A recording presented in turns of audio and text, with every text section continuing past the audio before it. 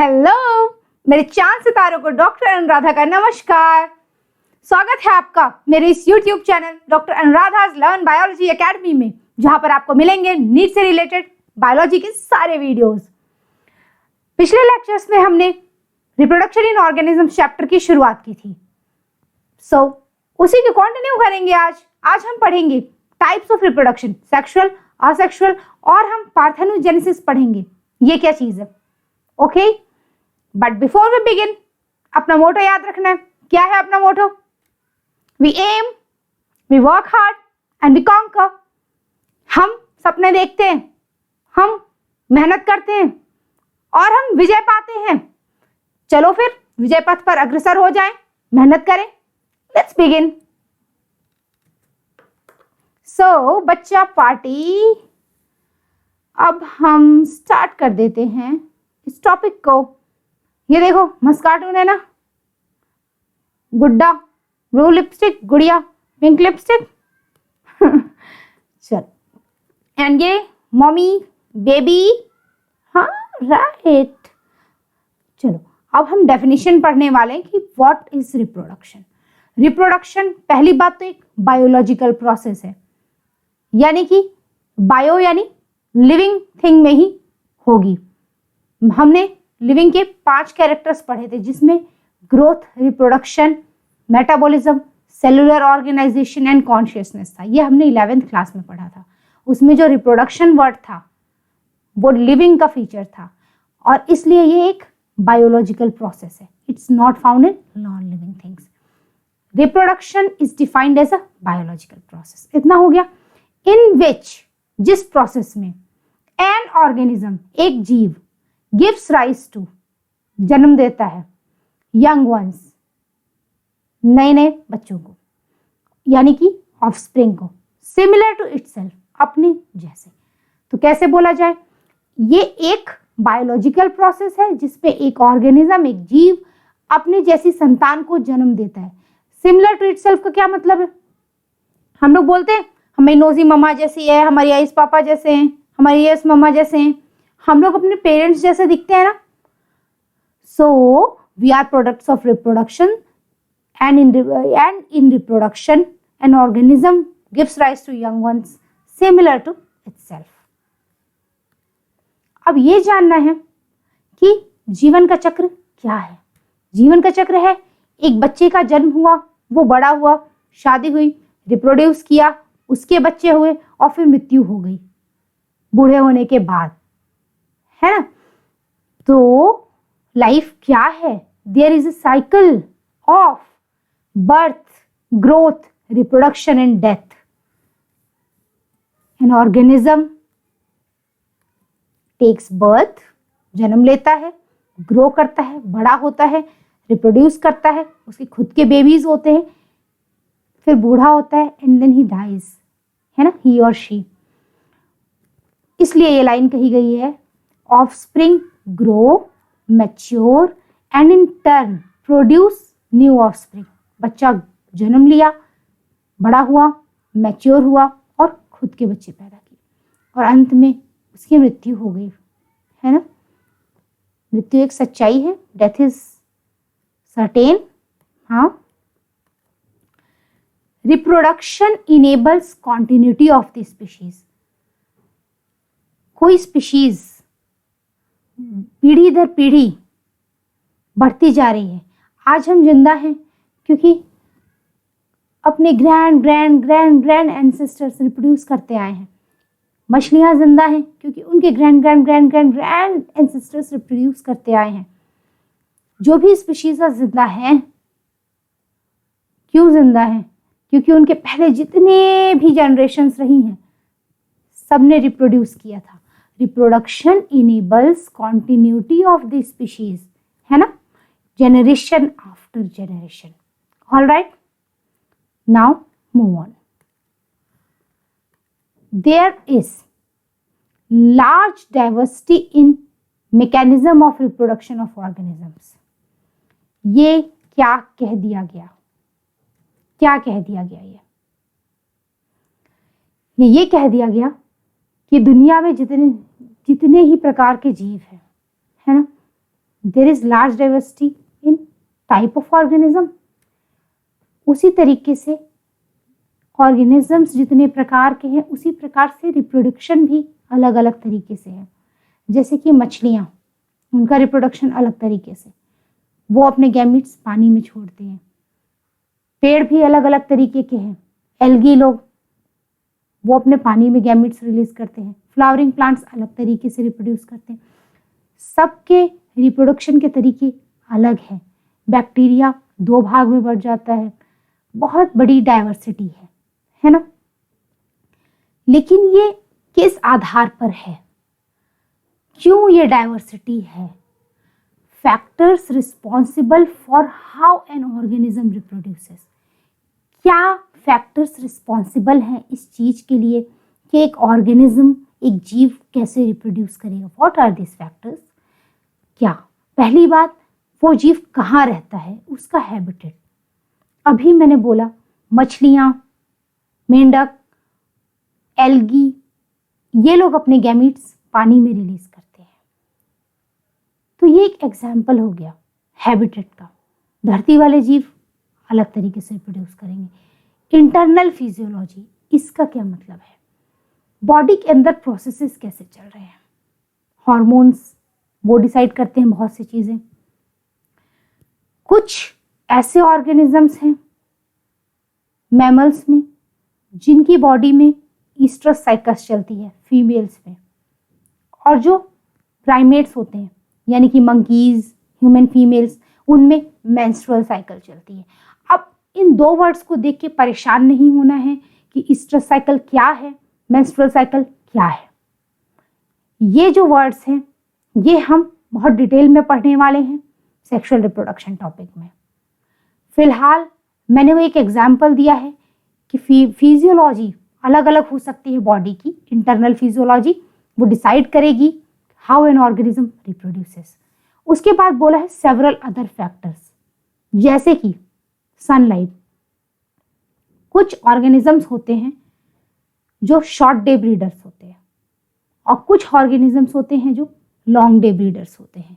यानी कि जिस मौसम में सर्दियां हैं, मान लो दिन छोटे हैं और नाइट्स लंबी हैं, उन ऑर्गेनिजम्स में जिनमें ऐसे टाइम में रिप्रोडक्शन होता है जब दिन छोटे हैं यानी शॉर्ट डेज, उन्हें बोलते हैं शॉर्ट डे ब्रीडर। कुछ ऑर्गेनिजम्स ऐसे होते हैं जो ऐसे टाइम में रिप्रोड्यूस करते हैं जब दिन लंबे होते हैं और नाइट्स छोटी होती हैं। ऐसा क्यों है? क्यों ये शॉर्ट डे और लॉन्ग डे ब्रीडर्स हैं? उनके जो हॉर्मोन्स हैं उन पे सनलाइट का इफेक्ट पड़ता है अलग अलग तरीके से दोनों में। सो ये सब चीजें रिस्पॉन्सिबल हैं बहुत सारे अदर फैक्टर्स, है ना। जैसे कि सनलाइट हो गया। अब हम आगे बढ़ेंगे लेकिन उसके पहले रिवाइज करेंगे क्या, what factors are responsible for how an organism reproduces. First one is habitat, second one is physiology, third one many other factors, for example sunlight, right. चलो आगे बढ़े बच्चा लोग। तो मेरे प्यारे प्यारे चांद सितारों, ये पेज इंपॉर्टेंट है। कैसे? देखो, ये वर्ड इंपॉर्टेंट है जो अभी बताऊंगी। जब रिप्रोडक्शन होता है तो वो 2-3 तरीके के होते, 2 तरीके के हैं, है ना। एक सेक्सुअल, एक असेक्सुअल। जो सेक्सुअल रिप्रोडक्शन होता है, मात्र सेक्सुअल रिप्रोडक्शन में ही जेनेटिक वेरिएशन आता है। हम लोग अपने मम्मा पापा के जैसे दिखते हैं, दोनों के फीचर्स हैं हमारे अंदर, एकदम डिट्टो कॉपी, ना मम्मी के ना पापा के। हमारे अंदर जेनेटिक वेरिएशन आए ना। सो genetic variation is created and inherited during sexual reproduction. ये क्रिएटेड वर्ड और इनहेरिटेड वर्ड क्यों आया है? जब mail and female gametes fuse होंगे, यानी कि स्पर्म एंड ओवम, उस समय इसके अंदर जो जीन्स होंगे, जो क्रोमोसोम्स होंगे, और इसके अंदर जो क्रोमोसोम्स, उसमें वो क्रोमोसोम्स पास आते हैं और चेंजेस होते हैं, ठीक है, वो क्रोमोसोम्स जो होते हैं फ्यूज होंगे और बच्चे में पूरी मिक्सिंग हो जाएगी। बच्चे में क्या हो जाएगी? पूरी मिक्सिंग हो जाएगी दोनों के क्रोमोसोम्स की। माँ के भी क्रोमोसोम्स आएंगे बच्चे में और पिता के भी आएंगे। मिक्सिंग हो गई, तो इसलिए बोला है ये क्रिएशन हो रहा है। यहाँ पे क्या हो रहा है? जेनेटिक वेरिएशन क्रिएट हो रही है। ममा के भी फीचर्स है एंड डैडी के भी फीचर्स है। सो ये जो वेरिएशंस आए हैं बच्चे में, वो उसकी बॉडी के सारे सेल्स में होंगे, सारे सेल्स में होंगे, और फिर वो उसे इनहेरिट करेगा। इनहेरिटिंग, ठीक है, the child will inherit it, okay.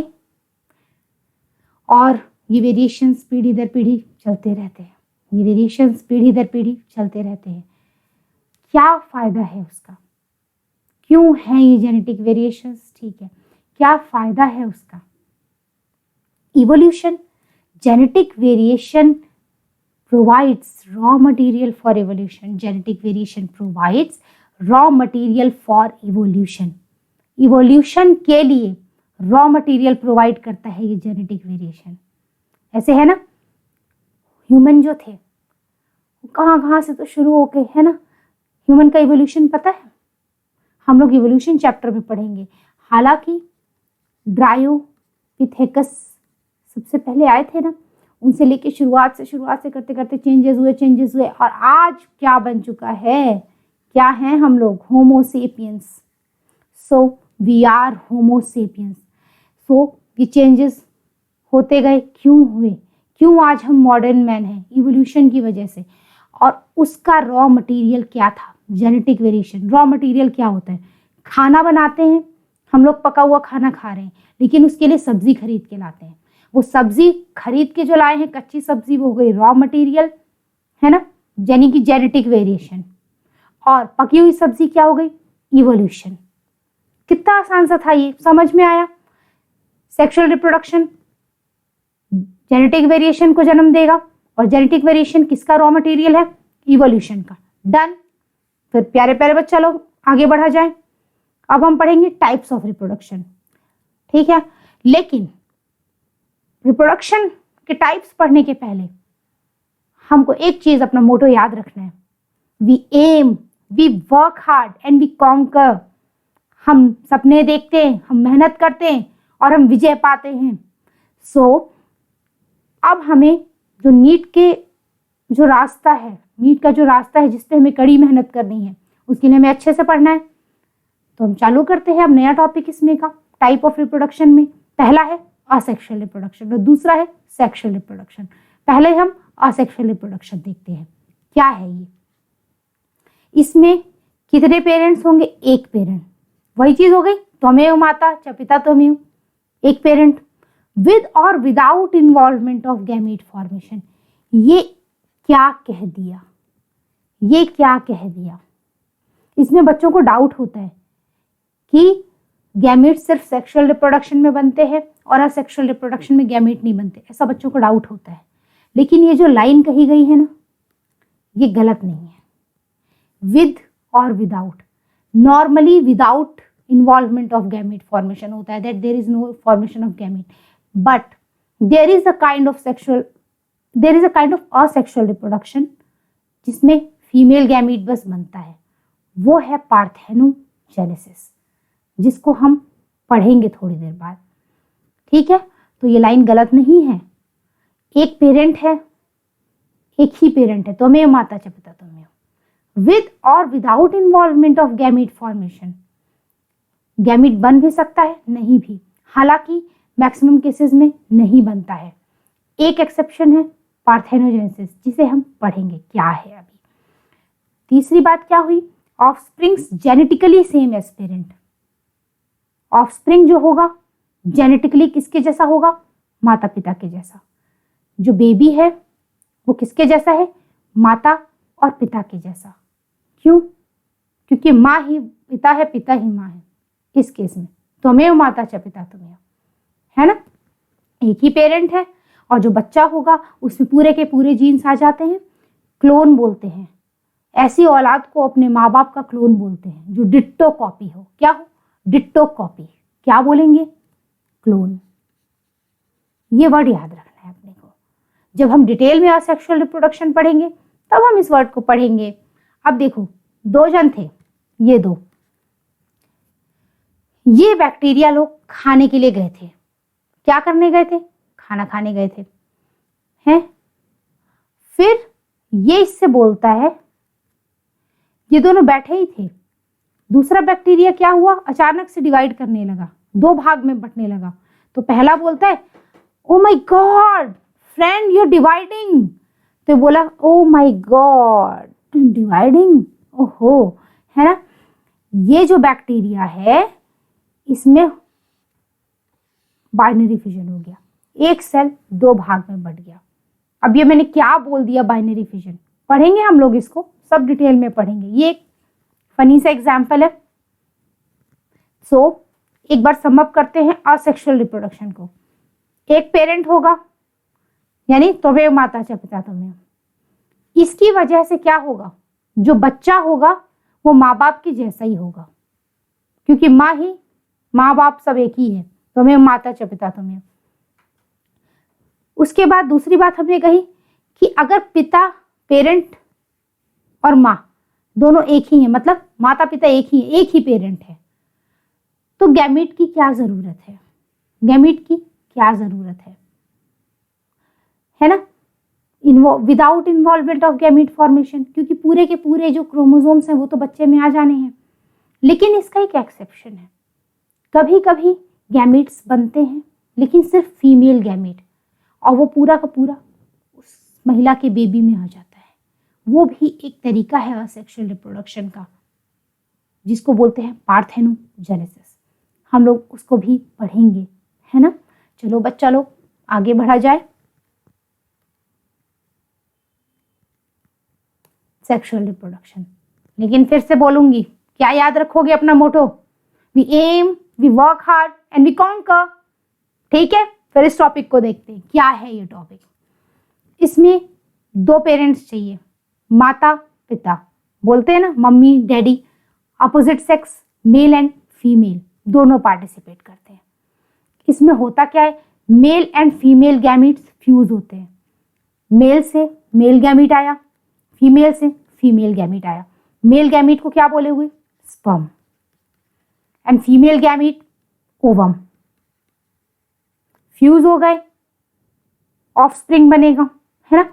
और ऑफस्प्रिंग जो होगा जेनेटिकली डिफरेंट होगा पेरेंट्स से, जेनेटिकली, क्योंकि वो कॉम्बिनेशन है, माँ के भी जीन्स मिले हैं, पिता के भी जीन्स मिले हैं, दोनों का मिक्सचर हो चुका है वो। So offspring is genetically different from parents, लेकिन सिमिलर भी होता है पेरेंट्स से। जेनेटिकली डिफरेंट है, ठीक है, अच्छी बात है, पर सिमिलर कैसे है? बताया ना, मामा की जैसी आईज, हेयर्स पापा जैसे होता है ना। So the offspring is genetically different from parents but is similar in features to parents. मतलब थोड़े बहुत लक्षण जो रहते हैं वैसे ही दिखेंगे, लेकिन जीन्स के लेवल पे जाओगे तो मिक्सिंग हो चुकी है, इसलिए थोड़े लक्षण माता के, थोड़े लक्षण पिता के, इसलिए हम दिखते हैं माता और पिता के जैसे, पर सेम नहीं है, क्लोन नहीं है। We are not clones of our parents. Clones किस में बनते हैं? असेक्सुअल रिप्रोडक्शन में। और यहाँ किसकी बात हो रही है? सेक्सुअल रिप्रोडक्शन की। तीन चीजें हो गई, दो पेरेंट्स चाहिए, opposite sex mail and female, दोनों से गैमीट्स आएंगे, मेल से मेल गैमीट्स यानी कि स्पर्म, एंड फीमेल से फीमेल गैमीट यानी कि ओवम। जो ऑफस्प्रिंग बनेगा वो जेनेटिकली डिफरेंट होगा पेरेंट्स से। तीनों चीजें हो गई। मेल है, इसके जीन्स मान लो, एग्जाम्पल में देखो ब्लू है, महिला के बेचारी के पिंक है, बच्चा दोनों का मिक्सचर बनेगा, है ना। हो गया, आगे बढ़ा जाए। मैंने एक शब्द बोला था, पार्थेनोजेनेसिस। क्या है ये? मैंने कहा था असेक्सुअल रिप्रोडक्शन का टाइप है ये। This is a type of asexual reproduction. ये शब्द इंपॉर्टेंट है कि ये असेक्सुअल रिप्रोडक्शन है। इसमें सिर्फ फीमेल पेरेंट की जरूरत है, मेल की जरूरत नहीं है। महिला स्वयं में अपने बच्चे पैदा कर सकती है। कैसे करेगी ये अभी देखा जाएगा। इसमें asexual reproduction with gamete formation, महिला गैमीट प्रोड्यूस करेगी लेकिन सिर्फ फीमेल गैमीट प्रोड्यूस होगा, यानी कि ओवम। लेकिन गैमीट का फ्यूजन नहीं होगा।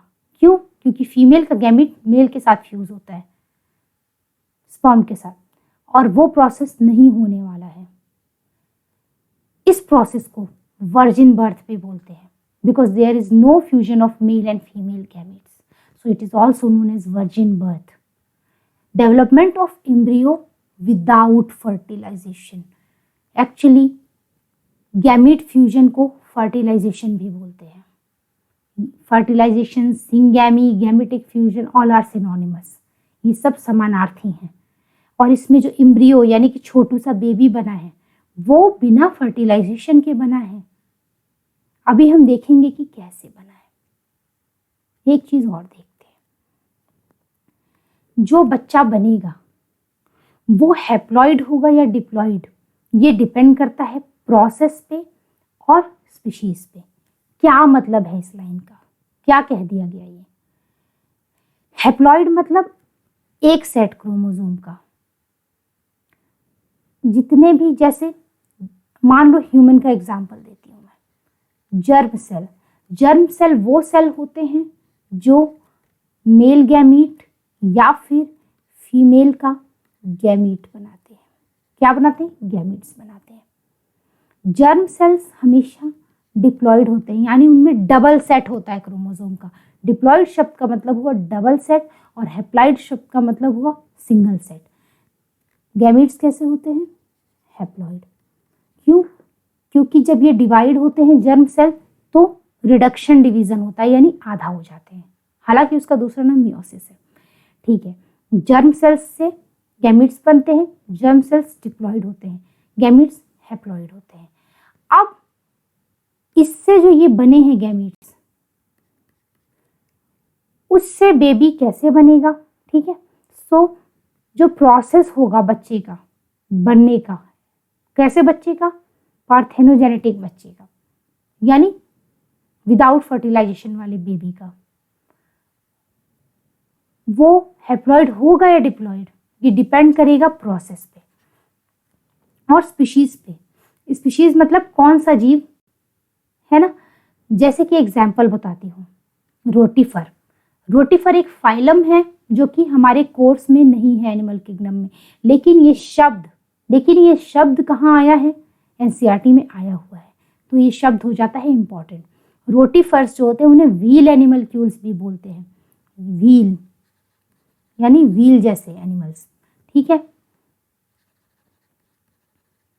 व्हील एनिमलक्यूल्स। रोटी फर, ये खाने वाली रोटी नहीं है, ये एनिमल्स है। क्या है? एनिमल्स। देखो इसमें क्या होता है, जो महिला होती है यानी एडल्ट फीमेल, उसको मेल भी पैदा करना है और फीमेल भी पैदा करना है। माँ जो होती है वो लड़के को भी जन्म देती है, लड़की को भी जन्म देती है ना।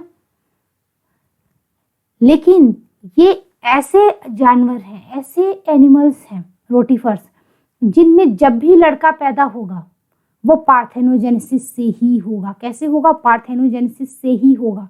यानी कि ये जो जर्म सेल था 2n, इससे गैमीट बना हैप्लॉइड। ये कैसे बना? हैप्लॉइड। ठीक है, और वो डेवलप हो गया किसमें? मेल में। किसमें डेवलप हो गया? मेल में। लेकिन जब वो बेबी को जन्म देगी, लड़की को, बेबी गर्ल को जन्म देगी, तो दो तरीके से जन्म दे सकती है। एक तो पार्थेनोजेनेसिस वाली लड़की, ठीक है, ऐसी बेबी पैदा हुई है लड़की जो पार्थेनोजेनेसिस से हुई, और दूसरी सेक्सुअल रिप्रोडक्शन का प्रोडक्ट, कि ये जो मेल पैदा हुआ था हैप्लॉइड, है ना, मेल ने स्पर्म प्रोड्यूस किया और उसके साथ फीमेल का ओवम फ्यूज होके बेबी गर्ल बन गई। ठीक है, दूसरा पार्थेनोजेनेसिस से जो लड़की पैदा हो रही है उसमें क्या होगा? जो पेरेंट 2n है अगर, तो उसमें कोई रिडक्शन नहीं हुआ क्रोमोसोम नंबर में, और जो एग बना वो भी 2n था, और वो बड़ी होके फीमेल बेबी बन गई। तो डिपेंड कर रहा है ना। एक बहुत अच्छा एग्जाम्पल है ये रोटीफर्स का, ये बहुत ही अच्छा एग्जाम्पल है। इसमें जो प्रोसेस है baby boy and baby girl का पूरा डिफरेंट है। इसमें सेक्सुअल रिप्रोडक्शन भी आ जा रहा है और सेक्सुअल भी आ जा रहा है, पार्थेनोजेनेसिस यानी कि, है ना, जो लड़का बन रहा है वो हमेशा पार्थेनोजेनेसिस से बन रहा है रोटीफर्स में, और जो गुड़िया बन रही है वो कैसे बन रही है, वो सेक्सुअल रिप्रोडक्शन से भी बन रही है और पार्थेनोजेनेसिस से भी बन रही है। So the resulting offspring can be haploid और diploid depending on the process and species. ये तो रोटीफर्स की कहानी हो गई। अच्छा, एक चीज और बोली जाती है कि most species that reproduce parthenogenetically also engage in sexual reproduction. ज्यादातर स्पीशीज जिनमें पार्थेनोजेनेसिस होती है उनमें सेक्सुअल रिप्रोडक्शन भी होता है।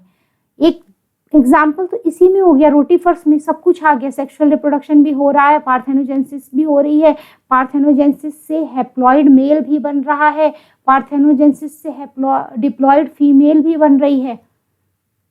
अब एक और एग्जाम्पल देखते हैं। ये है प्यारी सी अपनी मधुमक्खी। कौन है?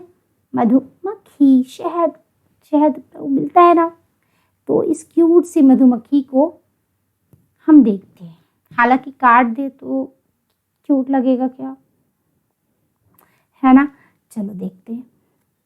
रानी होती है, हम लोग जानते हैं ना, मधुमक्खियों में जो समूह होता है उसमें 3 तरीके के लोग होते हैं। एक होता है पुरुष जिसको बोलते हैं ड्रोन, और वो हमेशा हैप्लॉइड होता है। जो मेल बी यानी कि ड्रोन, वो हमेशा हैप्लॉइड होता है, उसके पास एक ही सेट होता है क्रोमोसोम का। फिर जो महिलाएं होती हैं वो 2 तरीके की होती हैं। एक होती है क्वीन यानी कि रानी, और दूसरी होती है वर्कर बी यानी कि दिहाड़ी मजदूर। उसका काम है फूलों के पास जाना, उनसे नेक्टार लेके आना, फूलों का रस, है ना, और उसको शहद में कन्वर्ट करना। तो 3 तरीके के हो गए। पहला हो गया मेल, जिसको क्या बोलते हैं? ड्रोन। वो हमेशा एक सेट वाला होगा, क्रोमोसोम्स उसके पास एक ही सेट होंगे, वो हैप्लॉइड होता है। जो महिलाएं होती हैं वो डिप्लॉइड होती हैं, लेकिन वो भी 2 तरीके की होती है। एक जो बच्चे देती है और एक जो बच्चे नहीं देती है। जो बच्चे देती हैं उनको बोलते हैं क्वीन, और जो बच्चे नहीं देती हैं वो होती हैं वर्कर बीज। क्यों ये अंतर है दोनों महिलाओं में, देखा जाएगा इसको। इस सब का कारण क्या है? इनका जो प्रोसेस है रिप्रोड्यूस करने का, डेवलप होने का, वो जिम्मेदार है इसके लिए। देखो कैसे। जो मेल होता है ड्रोन, मैंने बोला वो हमेशा हैप्लॉइड होगा। मेल स्पर्म सेल्स बनाएगा एन। अगर कोई डिप्लॉइड ऑर्गेनिज्म गैमीट्स बनाता है तो मियोसिस से बनाता है, लेकिन अगर कोई हैप्लॉइड ऑर्गेनिज्म गैमीट्स बनाता है तो माइटोसिस होती है। और ड्रोन एक डिप्लॉइड नहीं है, हैप्लॉइड ऑर्गेनिज्म है, तो माइटोसिस करेगा, स्पर्म बनेंगे। दूसरा क्वीन, जो कि डिप्लॉइड होती है। मैंने बताया ना, दोनों महिलाएं, चाहे वो क्वीन हो चाहे वो वर्कर भी हो, वो हमेशा डिप्लॉइड होंगी। उनके पास 2 सेट होगा क्रोमोसोम्स का। क्वीन है, उसने क्या प्रोड्यूस किया? एग्स प्रोड्यूस किए। कैसे करेगी? मियोसिस से। क्योंकि अभी मैंने बताया है, अगर कोई डिप्लॉइड ऑर्गेनिज्म गैमीट्स प्रोड्यूस करता है तो मियोसिस के थ्रू करेगा, और अगर कोई हैप्लॉइड ऑर्गेनिज्म गैमीट प्रोड्यूस करता है तो माइटोसिस के थ्रू करेगा। मेल यानी कि ड्रोन हैप्लॉइड है तो माइटोसिस होगी उसमें। क्वीन जो फीमेल है वो डिप्लॉइड है, उसमें मियोसिस होगी। इतना समझ में आया? अब देखते हैं पार्थेनोजेनेसिस की क्या बात है। जो फीमेल है क्वीन, उसका जो एग सेल बना है मियोसिस यानी कि रिडक्शन डिवीजन के बाद, वो एन होगा। मियोसिस में रिडक्शन होता है। क्वीन डिप्लॉइड है 2n, तो एग सेल बना, वो हैप्लॉइड हो गया, एक सेट क्रोमोसोम। उसमें कोई फर्टिलाइजेशन नहीं हुआ है। देखो, यानी कि मेल जो था उसके साथ कोई फर्टिलाइजेशन नहीं हुआ है, गैमीट फ्यूजन नहीं हुए हैं, और डायरेक्ट बन गया है ड्रोन। ये प्रोसेस होता है पार्थेनोजेनेसिस के थ्रू। वो एग सेल ही डेवलप हो गया मेल में, कोई फर्टिलाइजेशन नहीं हुआ। ये होता है parthenogenesis, and it is very very important, right. and it is asexual reproduction because male parent is not involved. Only and only female parent is producing gamete and forming the kid, यानी कि drone. तो जो अपने NCERT में बोला है ना, with और विदाउट गैमीट फॉर्मेशन, देखो यहाँ गैमीट बन रहा है ना फीमेल में। अब देखो एक चीज़ और जो बोली गई है कि ज़्यादातर ऑर्गेनिज्म जिनमें पार्थेनोजेनेसिस होती है उनमें सेक्सुअल रिप्रोडक्शन भी होता है। यहाँ यही रानी जिसने एग प्रोड्यूस किया है जो कि हैप्लॉइड है, उसका एग फ्यूज करेगा मेल बी के स्पर्म के साथ और फर्टिलाइजेशन हो जाएगा। फर्टिलाइजेशन के बाद बेबी बनेगी, बेबी गर्ल बनेगी, हमेशा बेबी गर्ल बनेगी। अब वो जो गुड़िया पैदा हुई है, अगर उसको रॉयल जेली खाने को मिला तो वो रानी बनेगी, रॉयल क्वीन। और अगर बेचारी को शहद दिया गया तो वो वर्कर बी बन जाती है और वो स्टेराइल हो जाती है। ऐसा क्या होता है? उनके छत्ते में मधुमक्खी के हनी भी रहता है, रॉयल जेली भी रहता है, दोनों का कंपोजिशन अलग है। और ये जो है उस गुड़िया के, उस जो बेबी गर्ल पैदा हुई है, उसके हार्मोन्स उसके रिप्रोडक्टिव सिस्टम पर इफ़ेक्ट करते हैं। शहद जो होता है, हनी, वो रिप्रोडक्टिव सिस्टम को सप्रेस कर देगा और वो बेचारी सी फीमेल स्टेराइल हो जाएगी। लेकिन रॉयल जेली बूस्टअप करता है और वो फीमेल बच्ची क्वीन बन जाती है और वही रिप्रोड्यूस करेगी। वर्कर भी सिर्फ शहद बनाएगी, जो बच्चे पैदा हुए हैं उनको शहद खिलाएगी, यही सारा काम करना है। शहद बनाना, खाना बनाना, बच्चे पालना, पैदा करना नहीं, है ना। खाना बनाना, बच्चे पालना, यही काम है बेचारी वर्कर बी का। खाना क्या? शहद। अब एक और एग्जाम्पल देखते हैं। ये देखो, जो लिजर्ड्स होती हैं, है ना, लिजर्ड, छिपकली परिवार। छिपकली परिवार हम जानते हैं। कुछ छिपकलियों में गैकोस भी बोलते हैं, है ना। गैको एक टाइप है लिजर्ड का। उनके अंदर भी पार्थेनोजेनेसिस होती है। और जो मैंने यहाँ एग्जाम्पल दिया है, ये एक कोमोडो ड्रैगन है जो कि सबसे बड़ी छिपकली परिवार की सदस्य है।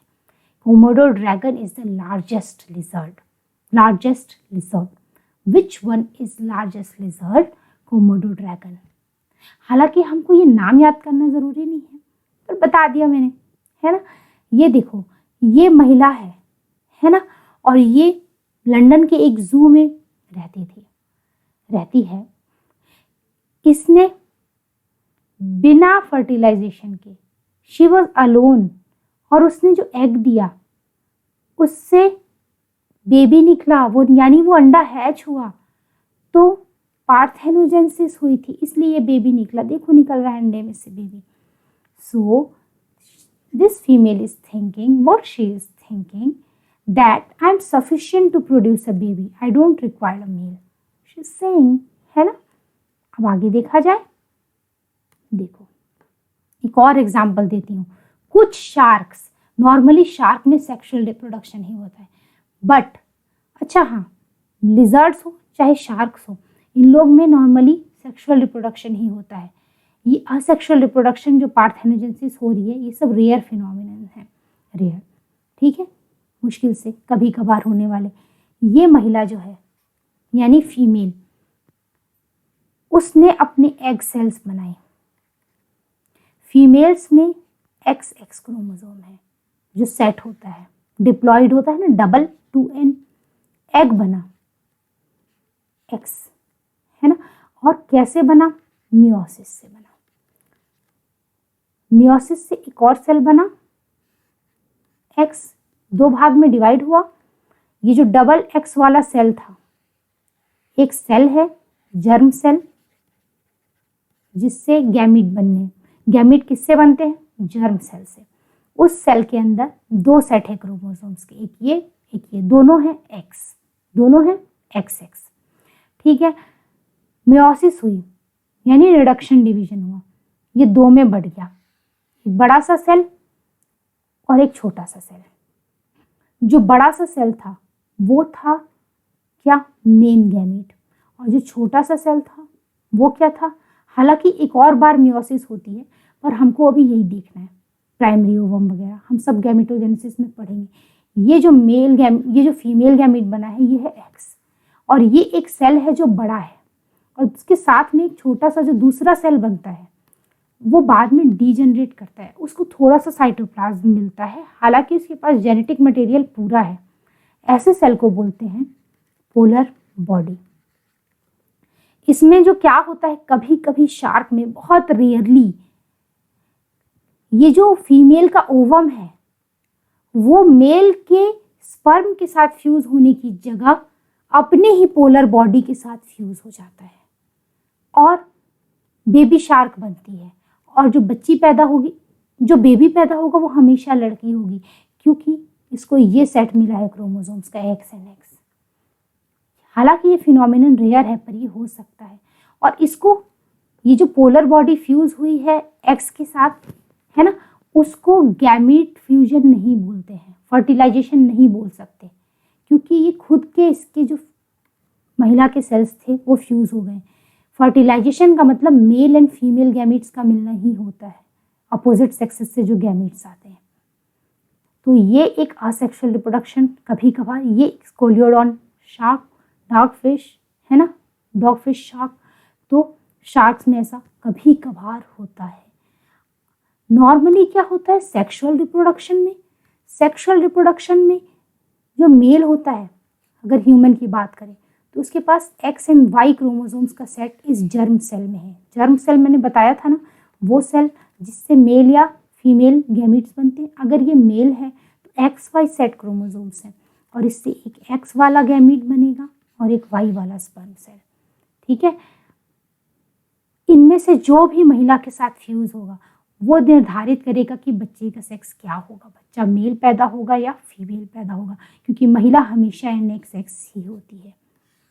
महिला एक्स ही ओवम देगी। ठीक है, महिला में ओवम एक्स ही होता है। अगर मेल का वाई फीमेल के एक्स के साथ फ्यूज होगा तो लड़का पैदा होगा, और अगर मेल का एक्स महिला के साथ फ्यूज होगा एक्स के साथ तो गुड़िया पैदा होगी, है ना। ये प्रोसेस नॉर्मल था, जहाँ पर ये पोलर बॉडी अपना ऐसे कोने में पड़ा है, स्पर्म आया और ओवम के साथ फ्यूज हो गया। इस प्रोसेस को फर्टिलाइजेशन बोलेंगे। पोलर बॉडी फ्यूज अगर होता है ओवम के साथ, उसको फर्टिलाइजेशन नहीं बोलते हैं, उसको पार्थेनोजेनेसिस बोलते हैं। सो गाइस, होप आप लोग को ये लेक्चर समझ में आया होगा, और अगर आपको अच्छा लगा है तो please like, share and subscribe. In the next lecture, we'll talk about asexual reproduction. Thank you. Bye.